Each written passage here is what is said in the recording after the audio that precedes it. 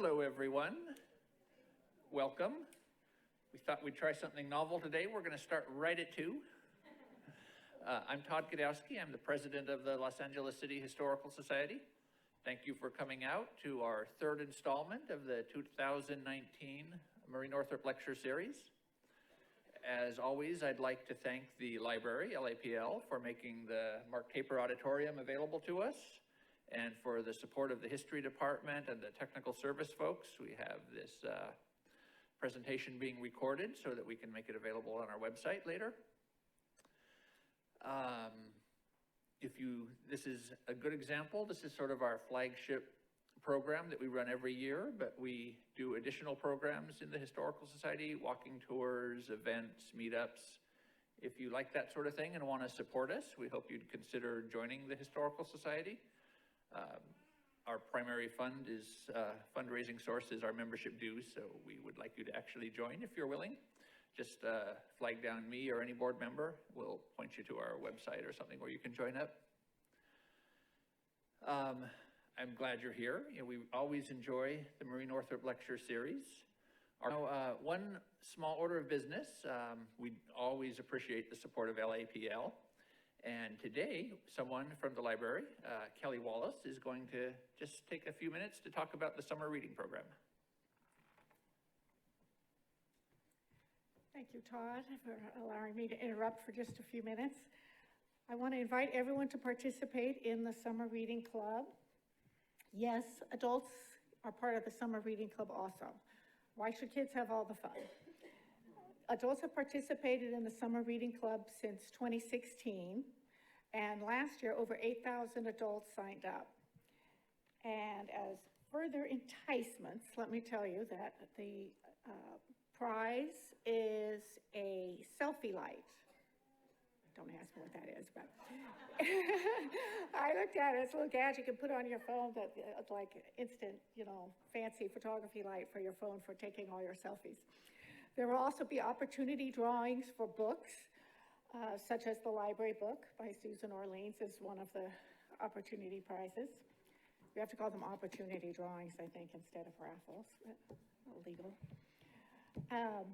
It starts tomorrow. You can sign up online through our website. It's really easy. It's a fun way to keep track of your reading, a little extra motivation for your reading. You also get earn points for attending library programs like the one today, and participating in the new Octavia Lab. I don't know if you've heard about it, but the Octavia Lab is a new makerspace that's going to be opening up in the science department this month. And if you attend programs there, also earn points to earning prizes. I have bookmarks reminding about the Summer Reading Club. I have them on the back counter right there behind the lower level of seats, and also out on the counter. Second thing I want to talk about briefly is I also put out in the lobby a flyer that we've made, interest in Los Angeles history. No better place to get started than Los Angeles Public Library. In the history department, we have a lot of great resources, and we've listed a few of them on here. The California Index was a citation to journal articles, newspaper articles, books, ephemera. Sanborn Fire Insurance Maps, which a lot of you may or may not be familiar with, but it's a great resource. City directories, going back to the 19th century. Photo collection, and Los Angeles newspapers. We have the Los Angeles Times and the Los Angeles Sentinel digitized, but we also have microfilm for papers from the 19th century, Los Angeles Tri-Weekly, Los Angeles Star, besides the Herald and the Evening Express, etc. Great resources to use. A lot of them are available through the website, but some of them are not. Some of them you have to come into the history department. So we invite you to come visit us at the bottom of the basement. We're on lower level 4, and we're happy to help you get started with the online resources or to show you some of the things that we have in the department. So I have these flyers out in the lobby also. We look forward to serving you in the history department. And don't forget to sign up for summer reading. That's it. Enjoy the program. Back to Todd.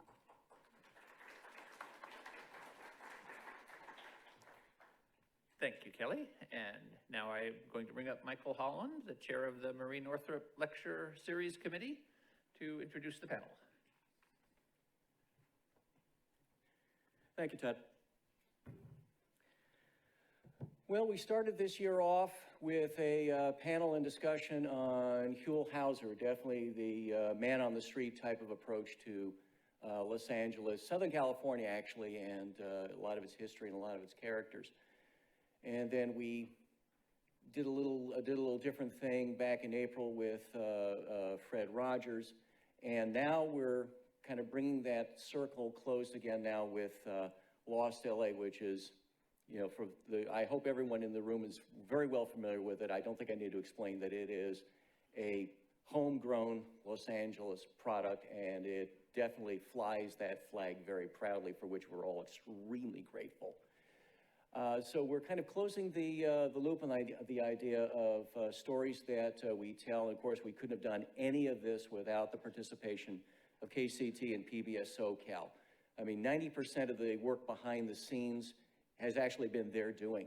And so, you know, they've made my job very, very, very simple. And for that, I'm extremely grateful. But so we're going to close out this particular series by doing something a little different, a little more interactive. So hopefully everyone is prepared to kind of put a little bit of work into the exercise, I hope. What we're going to do is we're going to start off with a screening of a Lost LA episode. And then what we're going to do is I'm going to bring up our panel, and we're going to have the discussion take the form of discussing the elements of the program, its evolution, its development, where it's going. And then we're going to turn it around to this curriculum that is in the process of being rolled out as we speak. And because of that, most of you should have handouts with a sample of the curriculum, and I hope you will give one of our panelists the courtesy of your full attention, as she will literally guide us through a brief overview of an example of that curriculum that, you know, we're certainly all we're all able to take with us when we leave, because we'll be through the KCT website, and we'll get into all of that later. So the first bit of business is we're going to screen an Lost LA episode. Then after that, I'll bring up the panel, we'll introduce them, and then we'll get started from there. And so we will have a mic running around the room at one point or another. I hope there'll be questions. Keep in mind, there are teachers in the house, so, you know, questions are encouraged. American history is often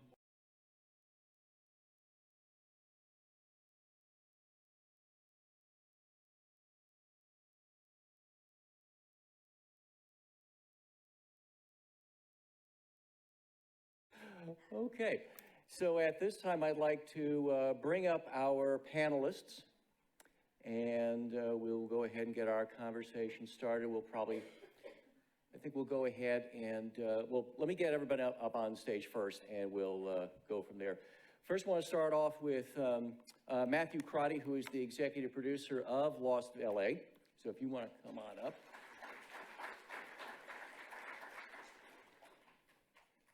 If you want to take the seat at the left there. And another panelist is going to be Daniel Diaz from UCLA. Daniel is actually the guy who said, I wonder if we can do something with all of this local history material.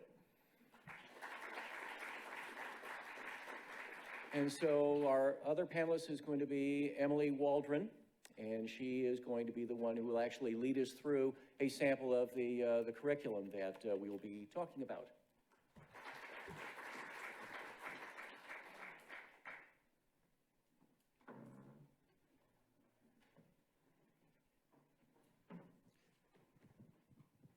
Okay, all the mics working?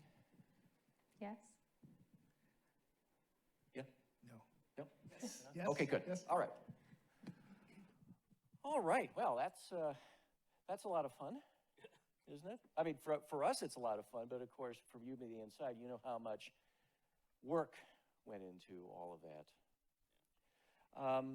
So let me just ask you right off the bat, how did this particular idea come about to create a show out of what had been a series of web articles?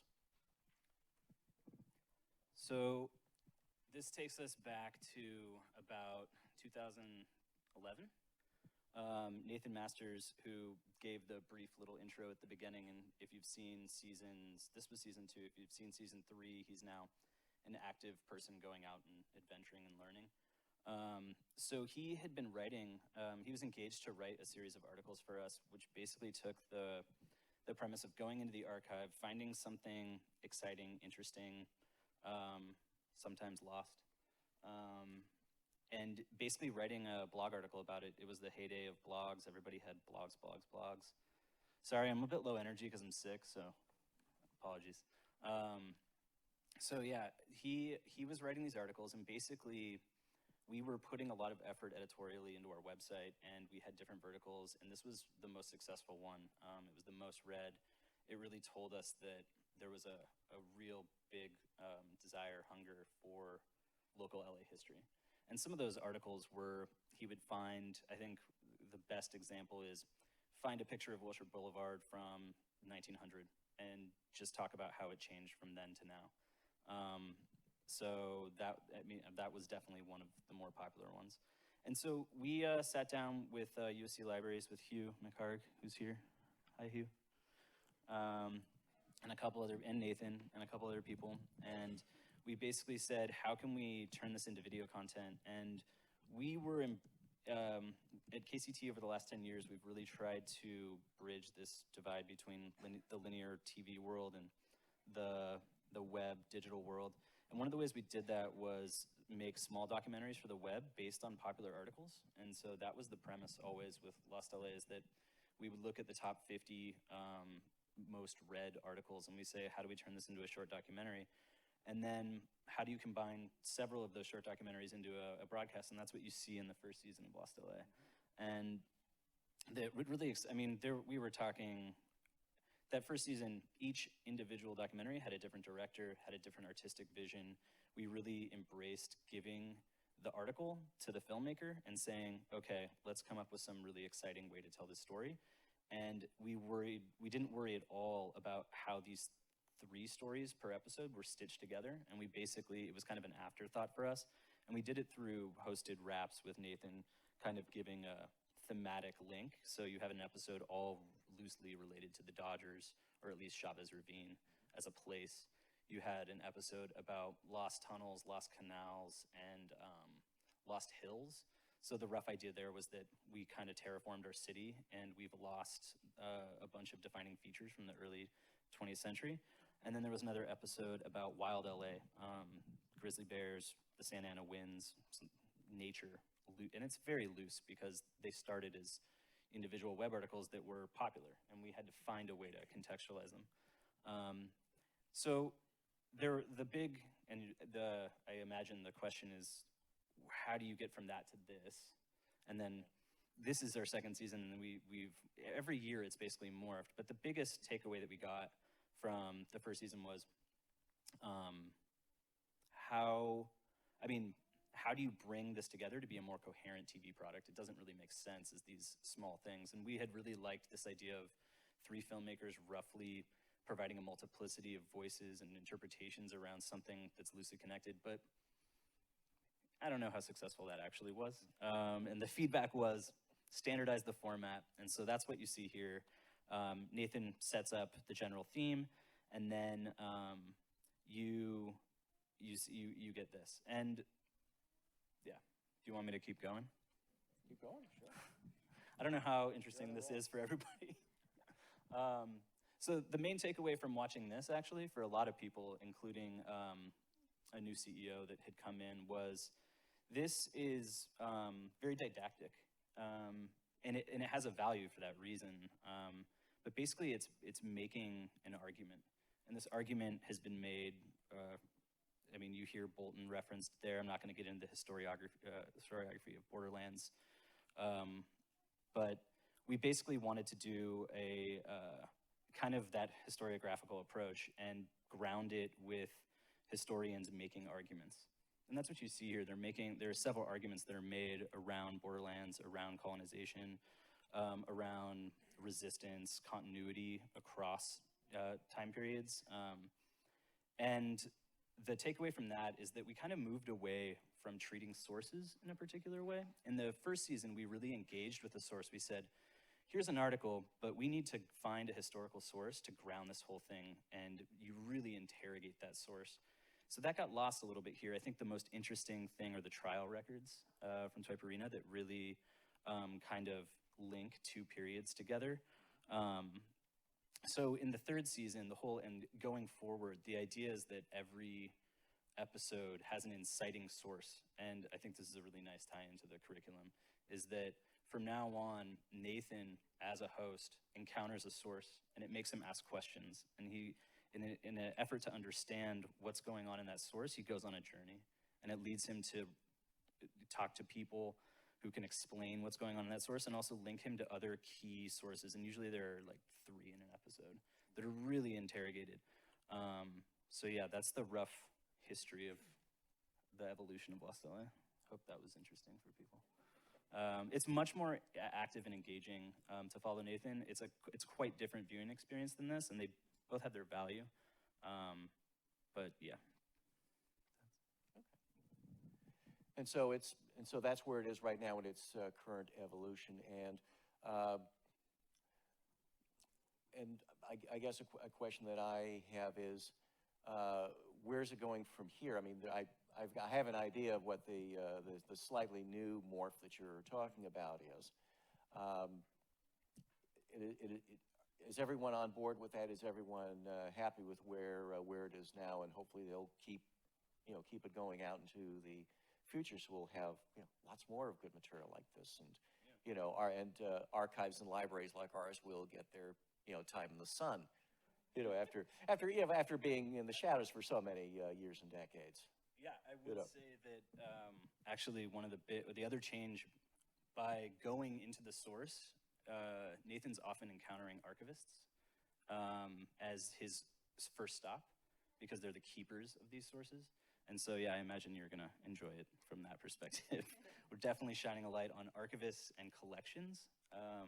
And that's really, it's kind of, we joke around that there's an Indiana Jones-ness of this newer model. And so if that's kind of a guiding thing. So if you can think of Raiders of the Lost Ark, they open up that book when the Pentagon comes to see him, and he's at school, and they're looking through the book, and they're like, that's the Ark of the Covenant. And from there, he goes off adventuring. Loosely, that's what Nathan does.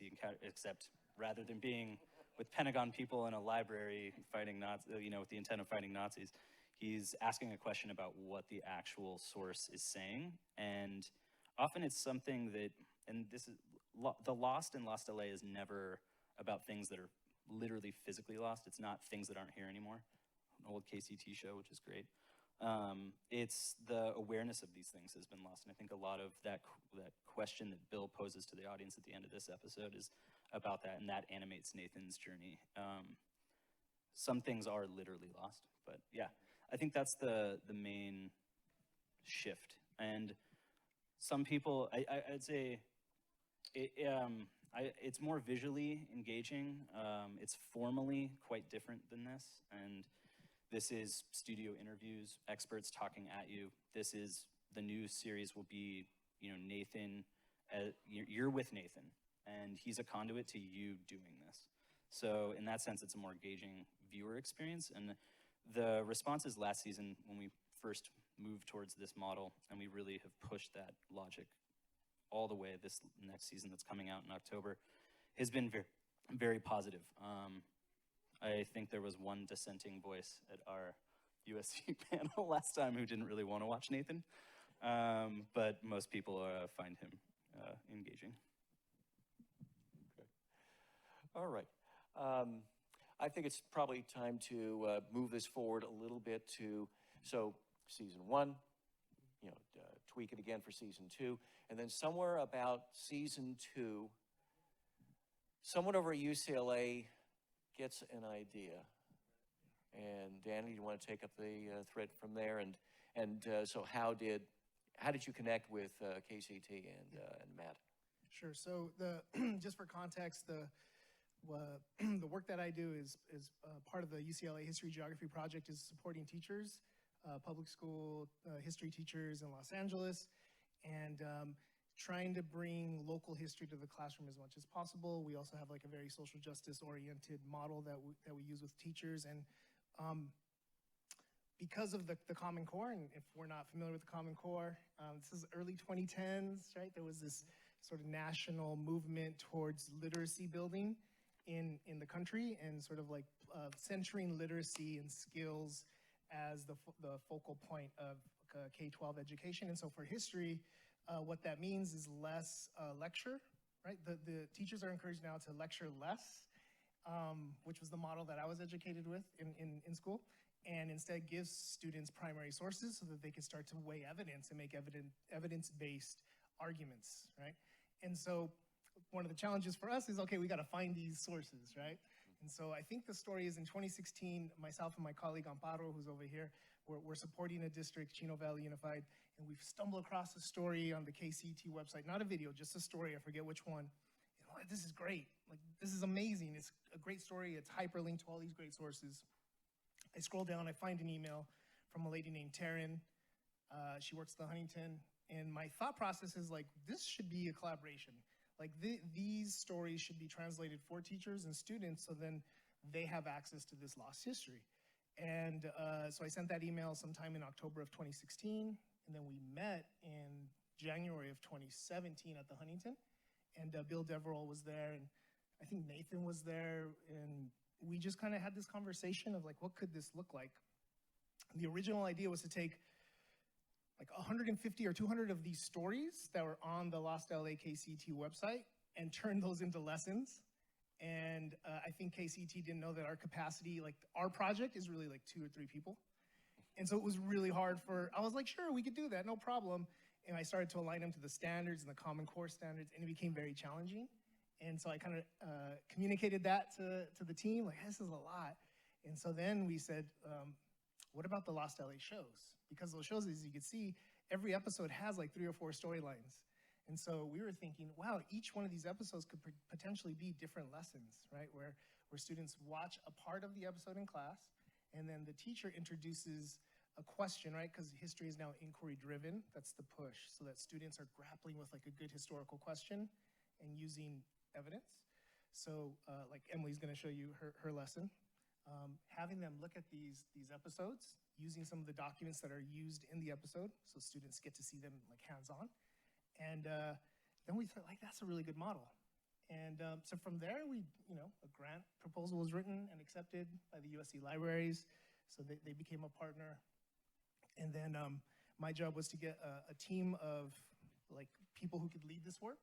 So we have like a literacy expert, and that's Amparo, and she was our literacy expert. And then we needed somebody who had an ethnic studies lens, and ethnic studies is a growing movement in California, and these episodes lend themselves well to students learning about their city's history, but also their cultural heritage. And so we reached out to Ron Espiritu, who's a well-known ethnic studies educator in LA, and then we needed historians. Like, we wanted one from UCLA, one from USC. So we had Dan Lynch come in, who is a PhD from UCLA, and then Yesenia Hunter-Hernandez, who's getting her PhD at USC. And this was our team. And then we sent out an application to teachers. I know I'm rambling, but there's a conclusion to this story. Sent out an application, we made like a public announcement, and we just upfront said we only have enough funding for, I think, 12 teachers. We had over 100 teachers sign up who wanted to be part of this project, to meet on Saturdays at USC to build lessons. And so the job of the team was to identify talented teachers who could write curriculum, who were in communities that some of the Lost LA episodes talk about, so that these lessons could be showcased in these communities. And yeah, we got our 12 teachers. Emily is one of them. And yeah, the rest is sort of an ongoing history. We wrote these lessons, and it was a great team, it was a great experience. And to see it come to this point where there's a website and some lessons are available, like the ones that you all have in your hands, it's really exciting for us. And for teachers to know that this history is gonna be in classrooms next year, right? Because there's also a new framework. I'll stop after this. There's also a new history framework, and this framework is asking history teachers. It's kind of an instruction on how to teach history now, how to get away from the lecture model and move into more inquiry-based literacy building. And the new framework for California says localize it when you can. If possible, localize your history. And this project does just that. I'm really excited about it. Yeah, for me, that's one of the things that makes this whole thing exciting is that I'm of a certain age where, we didn't have, when I was in high school, we didn't have primary source history lessons. We basically had the textbook. And what the textbook said was what the textbook said, and that was what we worked with. Of course, that model has changed quite a bit. Again, all of us of a certain age will recognize that model, and those who are younger out there have been seeing changes to that, to that model, to that structure. So now, what you said, less lecture, more literacy was the phrase that you mentioned earlier. And obviously it seems obvious that it's so important and so critical. And yet we're just now getting to the point where there are vehicles to introduce that, whether it's through a television episode linked to classroom-based materials, web-based materials. And so this is kind of a new beginning in some respects. And how is that, and Matt, how is that evolved? How is the show adjusting to, the two of you are aware of each other's existence now, and so the curriculum is adjusting itself to the show is adjusting itself to benefit the curriculum. And so what do you see happening going forward, just kind of based on what you've seen so far? Yeah, I hinted at it a little bit. It's that the giving primacy to sources is a huge part of that. And I actually think it works perfectly with what the curriculum project has done with this episode. There could be another version. I think if we made this episode today, this episode would have started with Nathan finding the trial record and saying what is this? I never heard that there was a rebellion at Mission San Gabriel when I grew up. This is evidence that there was a rebellion, and then there are follow-on questions. Who did it? Why? Is the record of who did it and why accurate? And should I be, and I mean, these are the questions I'm like getting into what you did here, but it's that kind of thinking is precisely what's going on in the new season that'll be coming out. I'll give an example from that season that's coming up. So a lot of the narrative around post-65 Watts Uprising is that, economic development and businesses fled the community of Watts, and that it leads to a downturn economically in that area that Watts is still dealing with today. And certainly that's part of the historical narrative. I don't think a lot of people would say that's not true, but if that's the version you get in your history book and it ends there, you're missing out on the community response to the uprising, and a lot went down in that community to come together, reorganize, and try to create community-driven economic business models. And so there's an episode entirely around that kind of, that historical premise, and then finding a source. In this instance, it's a black doll toy factory called Shindana that came out of Operation Bootstrap. I don't know how many people are familiar with Operation Bootstrap, but it was a community-led, multi-pronged, kind of for us, by us initiative by community members to create economic opportunity in the immediate aftermath of the uprising. And so this toy factory is one of the most successful toy factories that has ever existed, challenged Mattel, was actually founded with money, a seed money from Mattel. And I'm not going to give too much more away, but it's amazing. It's an amazing history. And so that, in this kind of sources question, the episode begins with Nathan asking this historical question about Watts and how it responded to 65, and then encountering a toy catalog full of Black dolls and other ethnic minorities that weren't represented in toys, and it makes him do this double take and push him along this journey to understand. So I think that's the biggest change in what you're going to see, and I think it's suited perfectly to moving towards curriculum, because the sources drive the story, and they will be the grounding kind of anchors throughout. and they'll be problematized, and the story of the source itself is part of the storytelling. It's not, I think if there's a criticism of this model, it's that the source is wallpaper, it's proof. You know, when Eric Avila or Bill Deverell or Koda Solomon makes a point, we show some image that proves it in some way, and it's not activated, so those are the differences coming up. Okay, so you've got 12 teachers, 12 classrooms in essence that are part of this initial rollout.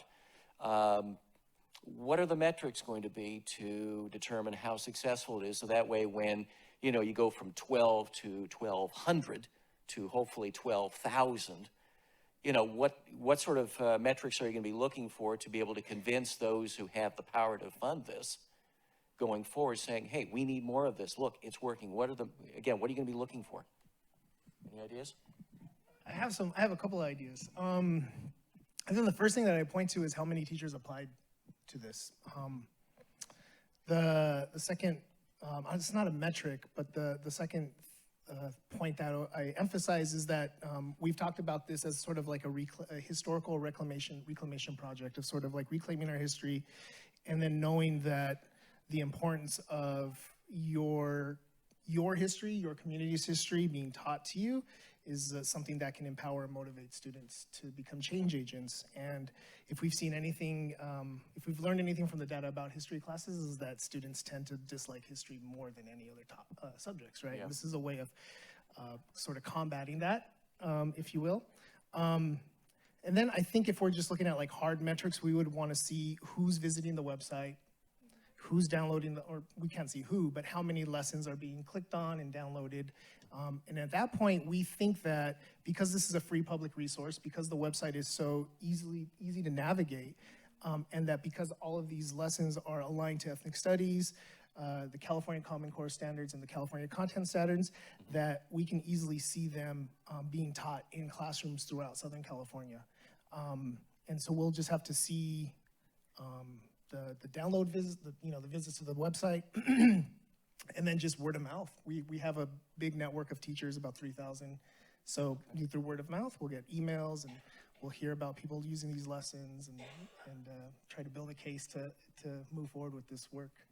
And so right now, who are the boosters that, that should be out there pushing this, pushing access to this material, access to the curriculum, whether it's at the state level or local level? Who are these people we should be bothering, or making inquiries of? Is there anybody here, or preferably if they're not here in the room? Right. Yeah, I guess the California Department of Education, but I think they're well aware of this work, and so if we're looking for funding. So anybody who does, like the American Historical Association, who I know is interested in bringing historians and K-12 teachers together, just organizations like that, archives, people in education, ed tech companies. We have some of them really interested in this project because teachers are using videos in classrooms, and there's ed tech companies that do that. That's like their specialty. And so, I'm already thinking about who to leverage, but what folks can do is just spread the word and, let people know about the project and pass the hyperlink on to folks and yeah, we'll move that way. All right, so everyone's got their marching orders, right? Okay. All right, I think it's probably a good time to get the lesson prepped, for everyone out there and lock the doors, nobody leaves until after the lesson. Put the phones down, we're not having any interruptions. But before we actually get to the lesson, you've got members of your curriculum team here. And I think it'd be wonderful we kind of brought them up on stage and introduced them, and basically they can get their round of applause and a little bit of recognition for the work they do in the shadows. So do you want to Sure. do the honors of calling them up? Yeah, we have a large team. Not everybody was able to make it today. So I'm just gonna look out at the audience and I'm gonna ask members of our team to come up. I'll tell you who they are, what their role was, where they currently work. So I'm gonna start with Ron Espiritu, who is in the audience with his children. Yeah, come up, you can bring him. So Ron is our lead facilitator for the Lost LA Curriculum Project. Like I said earlier, he's a well-known ethnic studies teacher in Los Angeles. He's been teaching 13 years at Camino Nuevo Miramar High School. And he was really helpful in having teachers think about these local histories through the ethnic studies lens, which really asks students to critique like systems of oppression. And so a lot of these episodes do that, and Ron was really helpful in helping teachers make that a reality in the lessons. This is Ron, everyone. Give him a round of applause. That's right. Stay right back here. Also, I want to introduce Amparo Chavez Gonzalez, who is here as well. I said earlier, she's like our literacy expert at the History Geography Project. She knows all the Common Core by heart.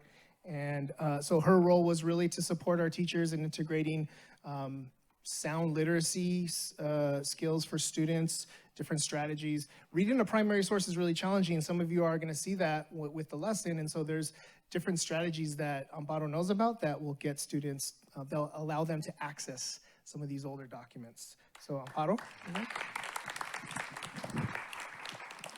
We had two historians working. One, Yesenia couldn't be here, but Dan Lynch is here. He's a PhD from UCLA.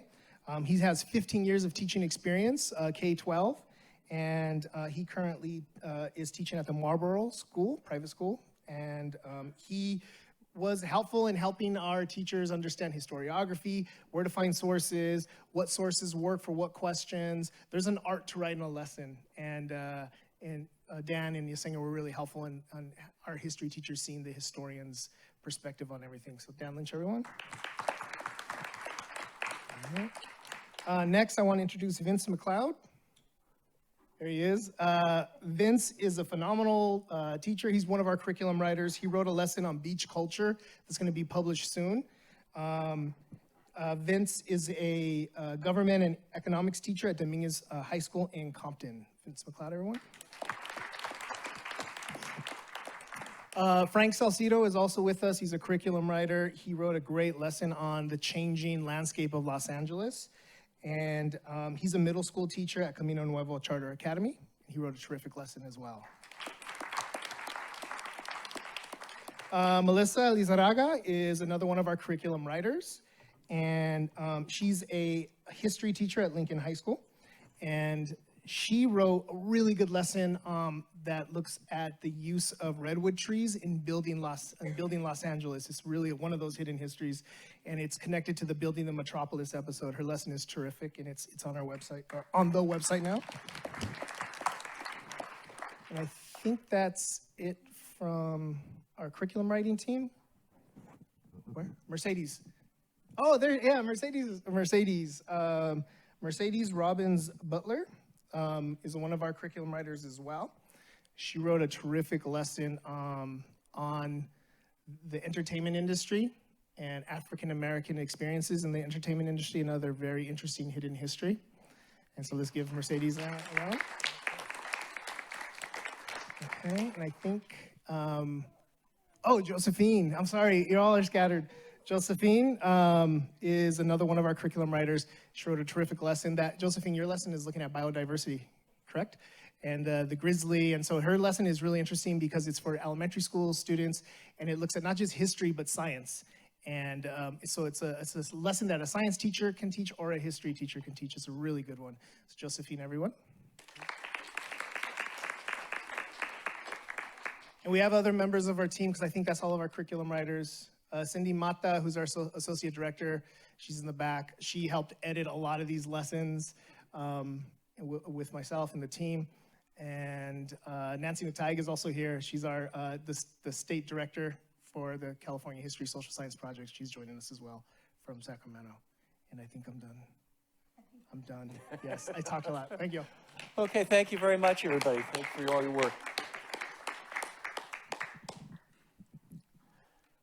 Okay, and I guess the one question that just came to mind while maybe Emily's getting her thing ready is, you mentioned that one of those lessons is not strictly history-based, but can also be taught in a science setting. And is that true of the other lesson plans that can be derived from, for what starts off as history, can go off in this direction, that direction, which, historians have always known that.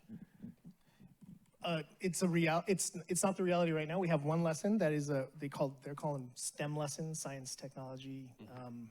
What's the E stand for? Math. Yeah, and math. Okay, yes. So but there's a lot of potential for some of the other lessons to tap into science and math as well. But right now, Josephine stands out as like that one that students can look at. Science teachers and history teachers can look at. Okay. Are you ready? I'm ready. All right, please take it away. Great. Okay, so you all hopefully, I think we started to run out towards the end, but have a copy of my lesson that you were handed on your way in that looks something like this. So this is exactly what is available on the KCT Curriculum Project website for teachers to download, look at digitally. And so I'm just going to take you through a little bit of the lesson, invite you to engage a little bit like students would in a classroom setting. And so again, like they said, I am a high school teacher. I actually teach at El Rancho High School in Pico Rivera. And initially, I was really drawn to the Borderlands episode because it really directly relates to content for one of my classes. So I'm a history teacher, but I'm also an ethnic studies teacher. I teach a class called Mexican American Heritage. And so we spend time examining history of Mexican American and Latinx community from indigenous history all the way through modern day issues. And what I love about the Borderlands episode is that it really takes a look at this kind of collision and intersection of indigenous people, Californios, Mexicans, expansion of Americans into the West. And to me, that is really kind of the modern birth of the Mexican American community, and it gives students opportunities to really look at the complexities of these interactions, and not just kind of understand it as this one-sided, U.S. expanding or Spanish conquering, and really pushes them to see kind of, these complexities. I also really liked it because since I teach in Pico Rivera, it tells the story of the Pico family. And so students really are so engaged when they can connect what we're learning about in the classroom to their immediate surroundings, to their community, to things, it's like it'll trigger like, oh, I know where the Pico, house is, or I know where the Pico mansion is. And that already, gets them excited about the material. However, for my lesson, I didn't focus on the Pico family. I focused on Toy Purina. And so Toy Purina, as you remember from the video, was the Tongva woman who participated in the failed rebellion at the San Gabriel mission.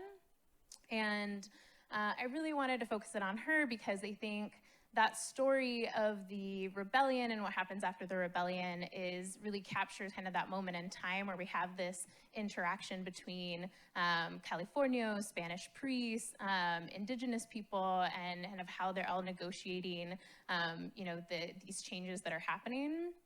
And I also wanted to highlight her story because I think it's easy when we're focusing on histories of people of color to really kind of start to tell a narrative like victimization, right? Like, conquered versus conquered, or conqueror versus conquered. And I think it's important to highlight moments of resistance and agency, right? So even though this, rebellion was failed, as we saw in the video, there are a lot of indigenous people that, remember her in this very heroic way, or remember this rebellion in a very heroic way. And so it's exciting to look at it from that lens as opposed to just, this idea of Spanish conquest or, the oppression of the missions. And so you can see my lesson is guided, as Danny was saying, by a historical inquiry question. And this really gives students a lot of agency to explore history, and it's not really about the right answer or remembering the content of history, but rather looking at multiple perspectives and historical documents and coming to their own educated, evidence-based conclusions, right? So my question is, how and why is Toy Purina remembered differently by different groups of people? And what I'm trying to get them to think about and look at as we do this is, what was going on in this moment in time? How are people viewing kind of this rebellion in different ways when it happened, but also all the way up through today, right? And what are the legacies of our Spanish past, our indigenous past, our Mexican past in LA today, and how do different people remember that in different ways? So just gonna take you through really briefly some of the components. There's some page numbers up there if you feel like kind of flipping through and taking a look for yourself at what some of this looks like. The way that my lesson would open is Usually teachers try to hook students or do some sort of warm-up that gets students interested or excited about the material. And you saw briefly in the video, there's a mural of Toy Pudina and Ramona Gardens in East Los Angeles, where she's like the centerpiece of the mural. And so what I would do with students is project that up on the screen, give them this image, and ask them to just start wondering who this woman is. So at this point, students have not watched the video, they don't know who Toy Pudina, most likely don't know who Toy Pudina is, and just get them to engage in like a quick write and start to guess, like, you know, who she might be, what else is going on in the mural, why is she memorialized in this way in this mural, and just start getting them thinking. You know, I'm sure many of you know, young people tend to be very opinionated and really want to share like their perspective and their opinion and their guesses, right, on things. So I think anytime you can give them opportunity to do that, it's really engaging. And so after that and sharing out, kind of discussing as a class what their predictions might be, we would jump into showing the video. I think high school students can keep attention on a video for 20 minutes long. I would suggest showing the videos in their entirety when possible, because I think they're just so rich. But you could get away with just showing maybe the first half where they talk about the Toy Pudina Rebellion. And then I have a few questions to guide them through a discussion afterwards. It's kind of open-ended to teachers how they want to do that, maybe in pairs or small groups or as a whole class.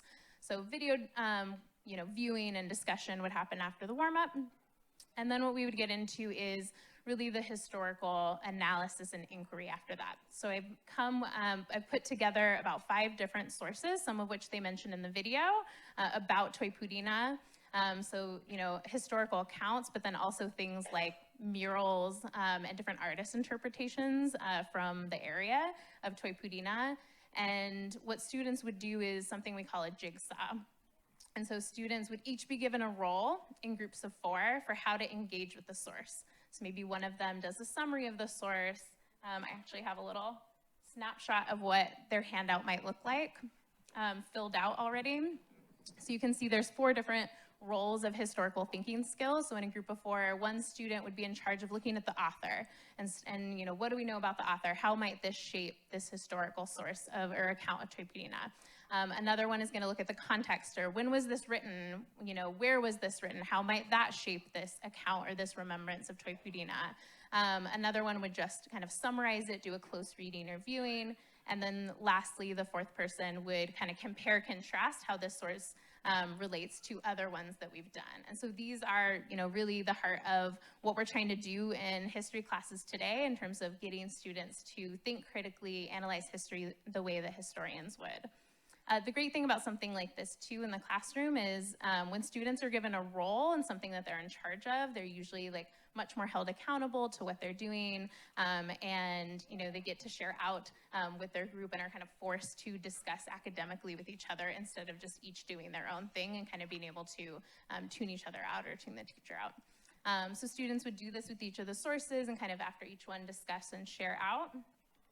And then at the very end, there would be an assessment where they're asked to pull a couple of these perspectives and compare and contrast, how and why these different groups of people remember her in different ways, and write a short paragraph, and then provided, outlines and kind of scaffolds for that for the teachers. So that's the lesson at a snapshot.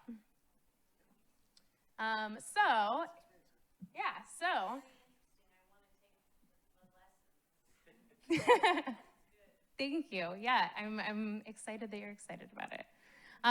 So what I wanted to do next is, if you're all willing to just play along a little bit, take you through just a couple little small parts of the lesson and get you to think back of what we saw in the video and take a look at some of these sources that I pulled together.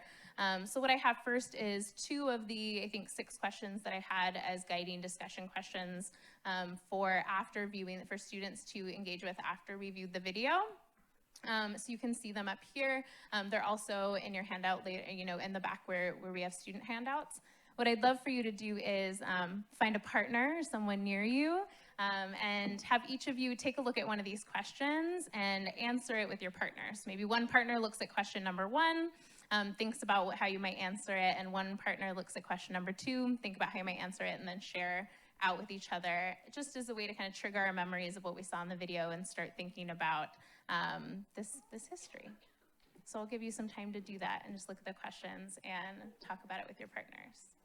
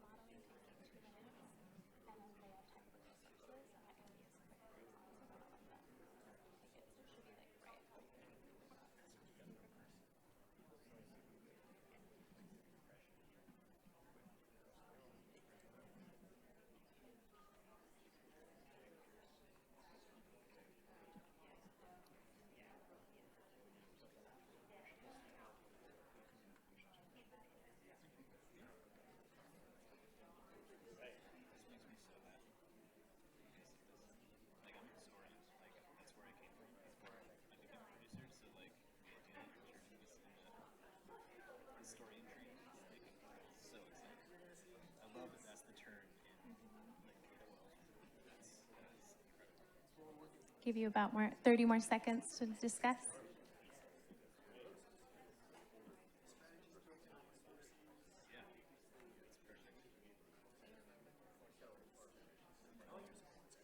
I really enjoyed that part actually, like calling out particular, like it's the discourse side of it, that, like they're also getting keyed into. It's like these words matter. Okay, I'm going to ask us to come back together just for the sake of time. Thank you so much for discussing with each other. Is there anyone who would like to share out what they or their partner shared for the first question up here?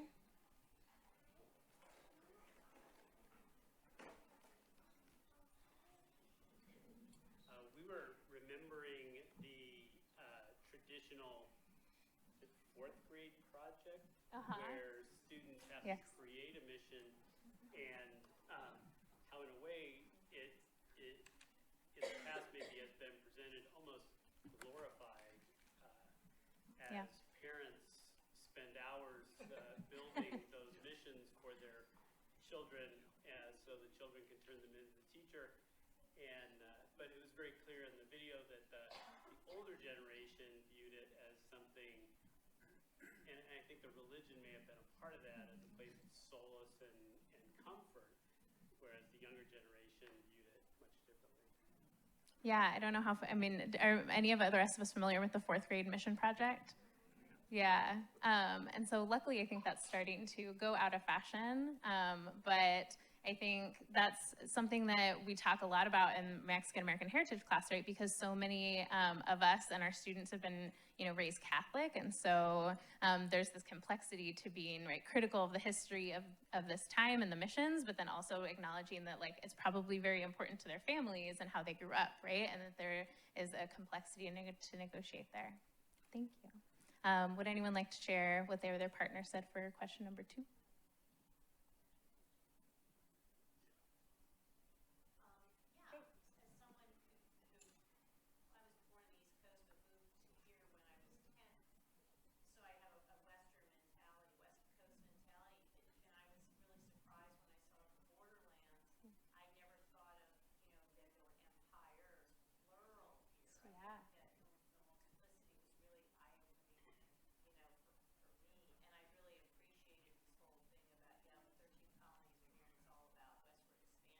Yeah.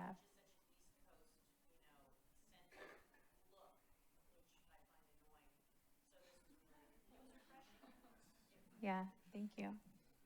Yeah, and I definitely even found myself guilty that I was teaching AP US history for the first year and kind of following that curriculum and realizing oh, I'm part of the problem. I'm doing this too within this class, following this curriculum. So it really is, ubiquitous in the way that we've told American history. Great. So what I'm going to do next is have us take a look at the first source, which is actually one of the sources that was shared in the video. So the historian Thomas Hackle, that's Stephen Hackle, I'm getting these two guys mixed up, actually kind of critiques this historian account. And so what I'm going to do is just kind of model for you a little bit how students would be expected or, pushed to examine and analyze these sources, right? And practice some of these historical thinking skills. And so this is just a snapshot. This is a little bit of a quote of the source, but in general, this is how sources are presented to students, right? So they get the author, maybe a little bit of information about the source and the author, and then an excerpt of that source. And so what we ask students to do, right, is we're gonna take a look at kind of the source, who the author is, where it came from, when it was written, right? So for this one, we're going to take a look and realize, okay, Thomas Workman Temple, right, is this man who was born in the early 1900s to actually parents of mixed descent, right? Native American and Anglo. So he has an interesting background. But what's also important to note is that he eventually became the mission historian, right? So he's writing this account of Toipudina as the mission historian in the 1930s.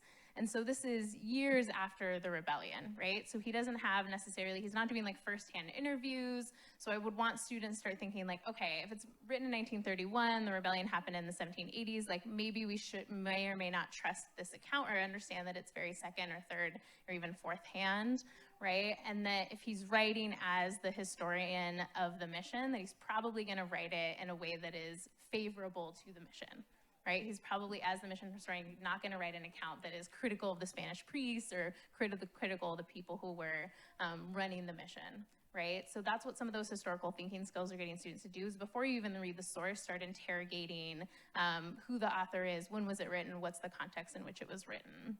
Right? And then if you take a look, just like they talked about in the video, of Temple's account, he really has a very sensationalized account of the rebellion, right? So in this quote, he calls Toipurina an Indian sorceress and talks about how she uses magic to deceive people, right? And determined to kill, and it's very like murderous and sensationalized. And that's another thing to trigger students to think about right away too, right? Is like, does this sound like an objective historical account, or does it sound like he's kind of weaving a story for us? Yeah. When I saw the clip, I thought he was a fiction writer. Now I'm looking at this, you're telling me he's the historian of the mission. Exactly. I was cutting him a break for being a fiction writer. Okay, when to jazz it up. No, yeah, he's definitely someone who, you know, called himself a historian and called this a historical account. And you can see, right, where a lot of these myths, and it's interesting, right, to see where these myths went, right, that even then, maybe because of this mythical account, some of the Tongva people, you know, claimed her as this hero, kind of like reclaimed the story as hero, when really, you know, she was probably just a participant, right? So yeah, it's really, it's definitely, those are the kind of things that we want students to think about. It's like, this sounds like a fiction writer. Like, this is crazy, is a historical account.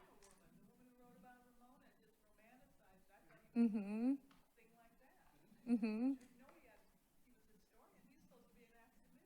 Mm-hmm.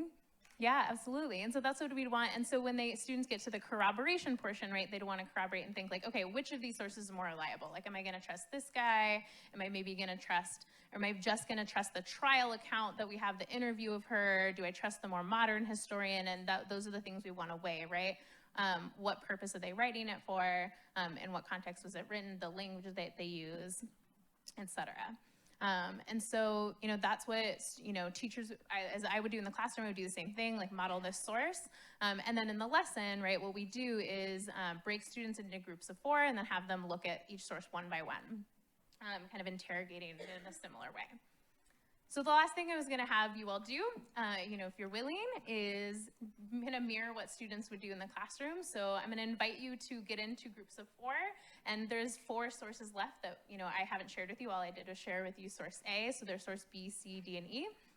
And just have each of you maybe in your group of 4 take a look at one of these sources, and then take a look at, right, how is Toipurina being remembered, and why is she being remembered this way? And take a few minutes to do that on your own, and then, you know, share out with each other. And if you're, you know, you can pool together with people near you, or form a group of 3 and maybe just all look at the last source together, however you want to work. But I'm gonna give you some time to flip through, pick a source to look at, figure out who you're gonna share or talk to, and we'll go from there.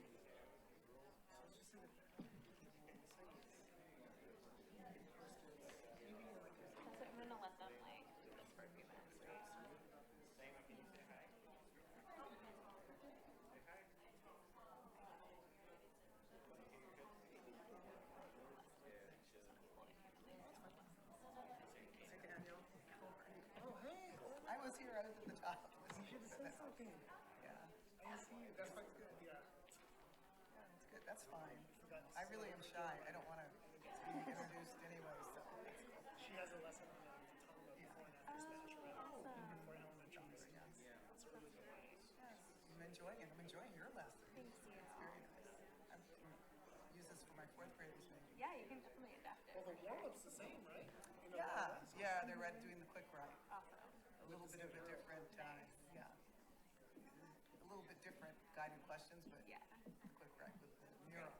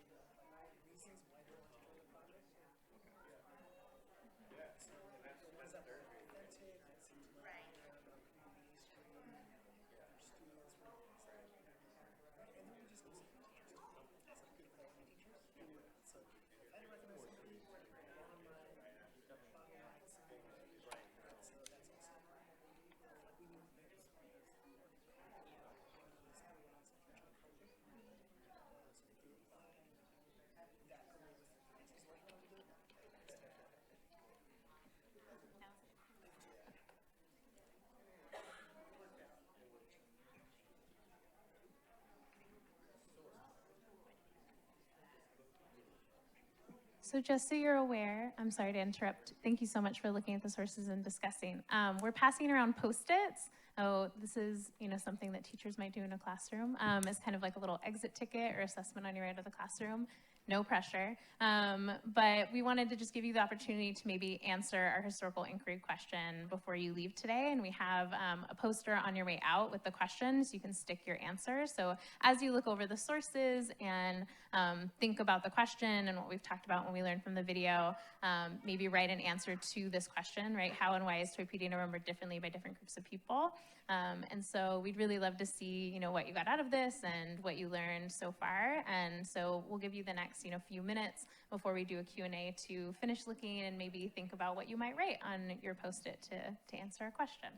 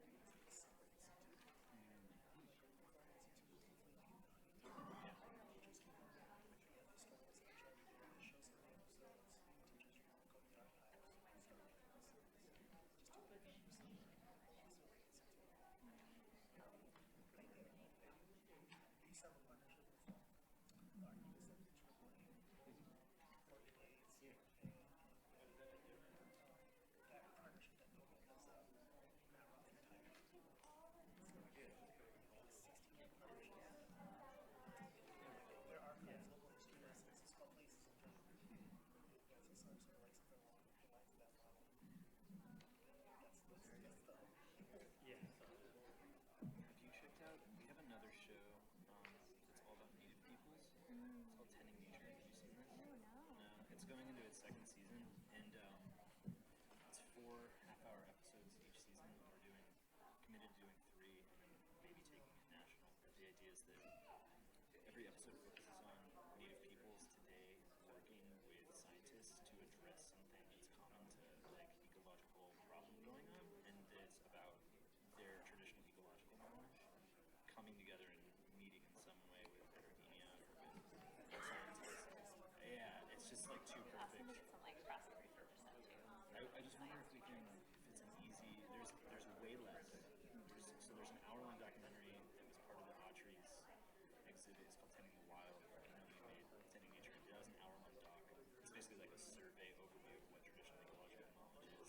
Native peoples in California. It's like a primer, perfect starting place, and then there will end up being 12 episodes. So it's like kind of perfect, and I know that Native history in California is increasingly more thing and important. We should talk because that's very easily portable, and it hits the STEM part because it hits that science part of it as well, and half of it is scientists paying attention to Native peoples in Philadelphia, and we should listen to them. So that's like the whole thrust of the series. So future grant, sub-grant. Yeah, and we can, now that we have the portal, yeah, it's about getting the people who have experience writing and that one's California-wide as well. So I don't know if there's will from other partners in other places. Like we partner a lot with Humboldt because they have like really strong, like their core curriculum requires TDK like as part of its core for all of its students. So anyway, let's just talk later. Yeah. 3:35. Do you want to? All right. So unfortunately, we're hitting a point where we are going to wrap this part up and just open it up for Q&A. But thank you so much for engaging with the sources. It's really exciting to see people. Well, this lesson was just finished a couple weeks ago. So you are all the testers. So if you have any feedback, please let me know. But it's been really wonderful, and I really do want to thank KCT and the USC Libraries and Daniel and everyone that worked on the curriculum projects. It's been such an amazing experience to have the support of these educators and historians to create really exciting lessons like this. Was there a question already? Yeah. I have a question.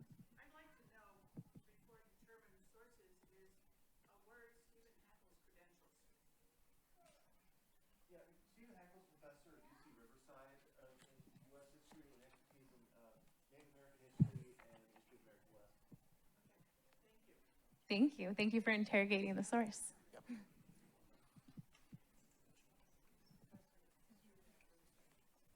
Yeah. You have been able to devote it, wellspring information.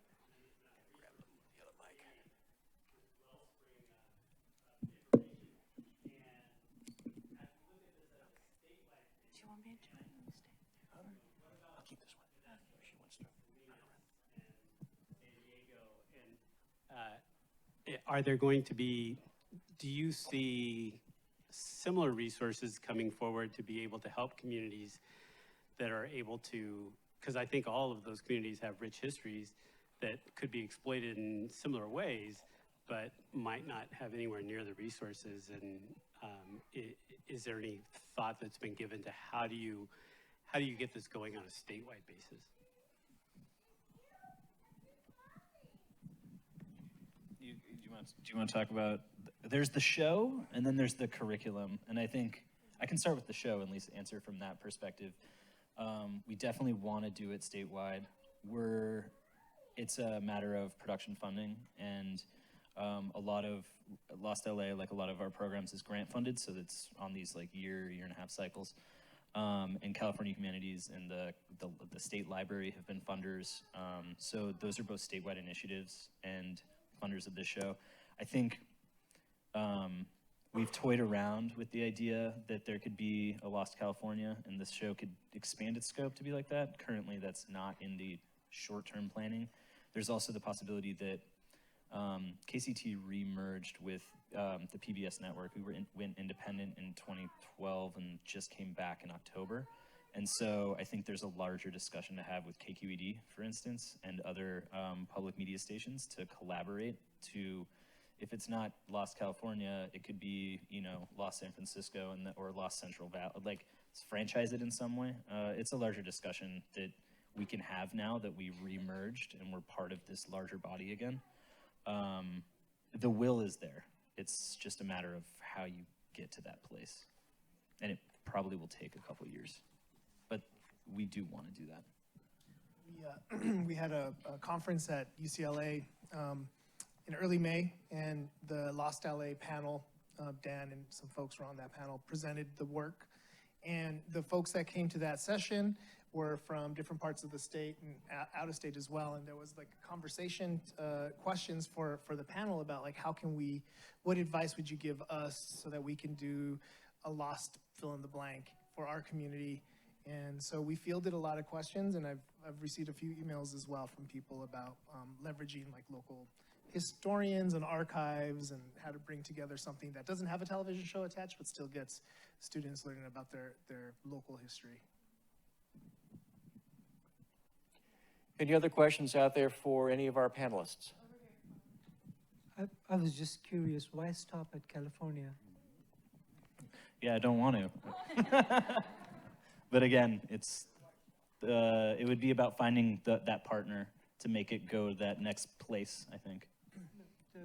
I'm actually totally out of depth here, but the thing that went into my mind is that if you were thinking national or even global perhaps, you might be able to get some support from National Endowment for Humanities or Arts. So, and people who are actually competing with each other. Yeah, we actually we're yearly applying to the NEA and the NEH for funding. So this is like inside baseball about grant funding for public television shows, but we have several applications in with both organizations right now for other projects, both that would take, I think what this show does, and my pitch for everything that we do at KCT is really that it's connecting local and national in a meaningful way, and we have several things in development with that intent.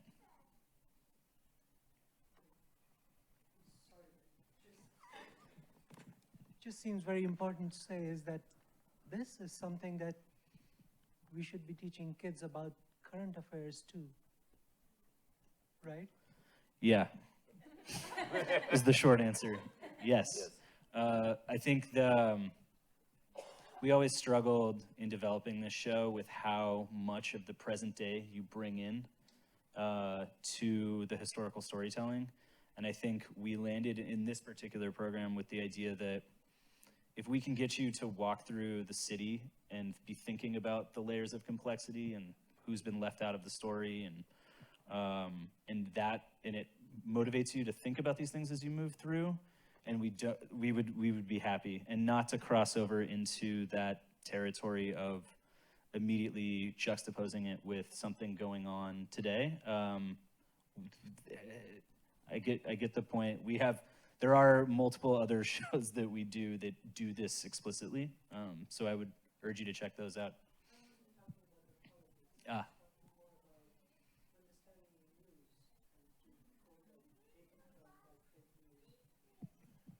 Yeah. Right. Yeah. That's one of the hopes that we have with like what Emily modeled for you all was like we go to the source first. It's sort of like having students like have that as something that they remember from the class and will carry with them beyond high school. Is okay, if I'm reading something that's either on Facebook or online, then I'm gonna see the source first and do some interrogation of that before I believe what I'm reading, or at least it's always healthy to question some of that stuff.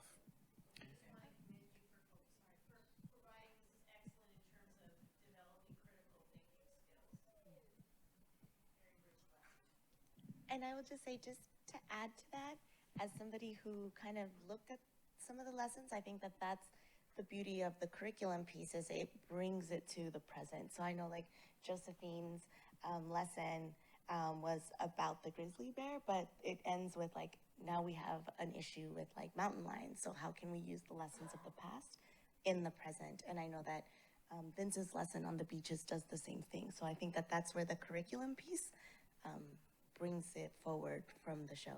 So. Okay, anyone else? Raise your hand. Good, got one down there. As a student myself, I personally am very interested in this. I would think it would make English a lot more engaging, and maybe half of my class would not have fallen asleep all semester. Thank you.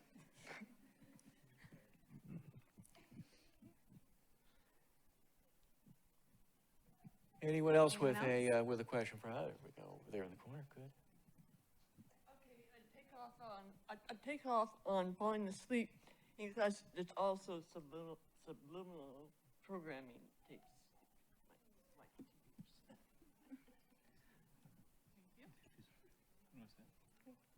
my Was that more of a comment or a question? I missed that. We missed Was the there end a of it. question? Was there a question in there?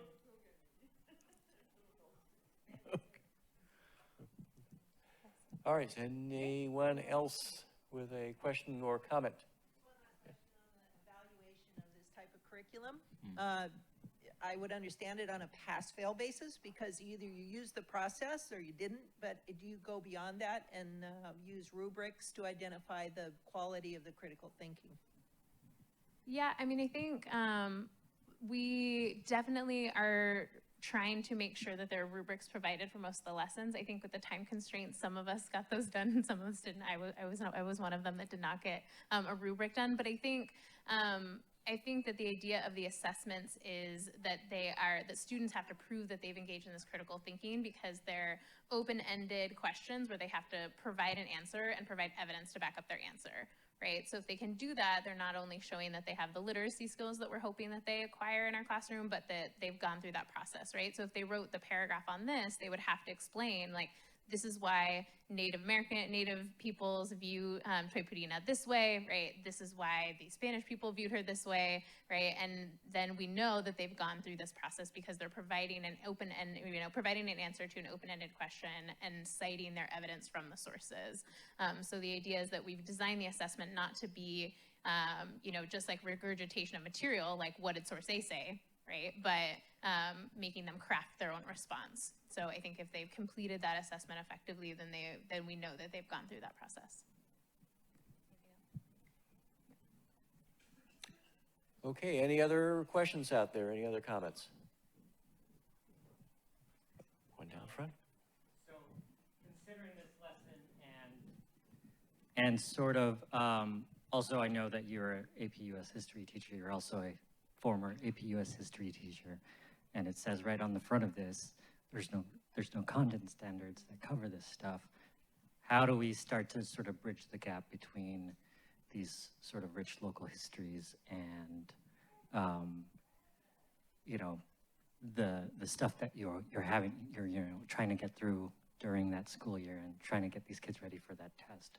Is there a way to sort of pull this into that somehow?